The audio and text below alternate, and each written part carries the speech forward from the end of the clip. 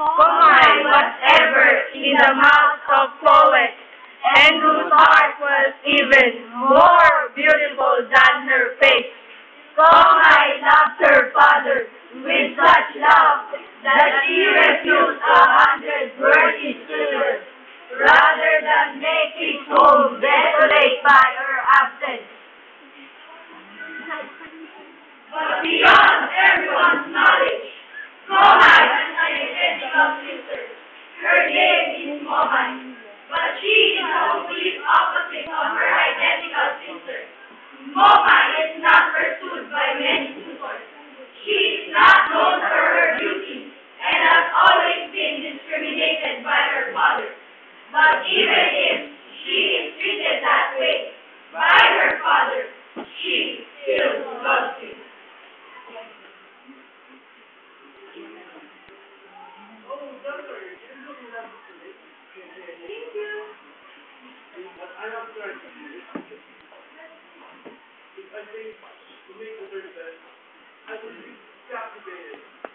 Oh my!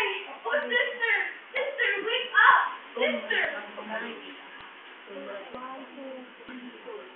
She had secretly sold some of her jewelry, and with the money so obtained had hastened to an astrologer and paid him a great price to advise her by what means her father might be saved.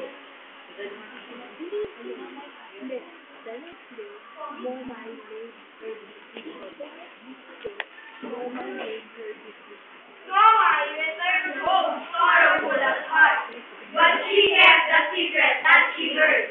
But Momay knew something was wrong. What can I do, Heavenly Father? The only thing that can make the gold, silver, brass, and alloy is the flesh or blood of a virgin. What can I do?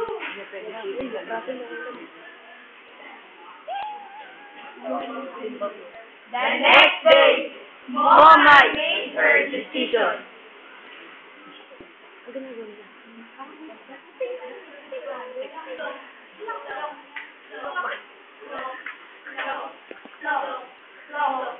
I do? Don't!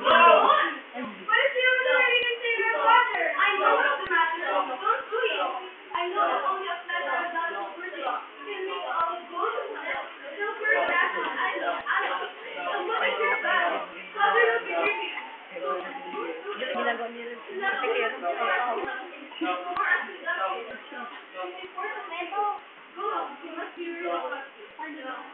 I'll always love you and our father.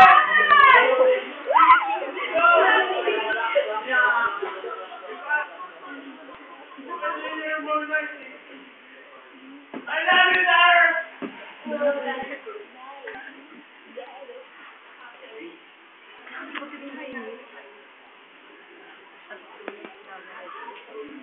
What is that story? Yes. Oh God. Momay is so good. Sacrificing her life just to save her father, even though she felt very important to her family. Oh yes, Momay is a good girl.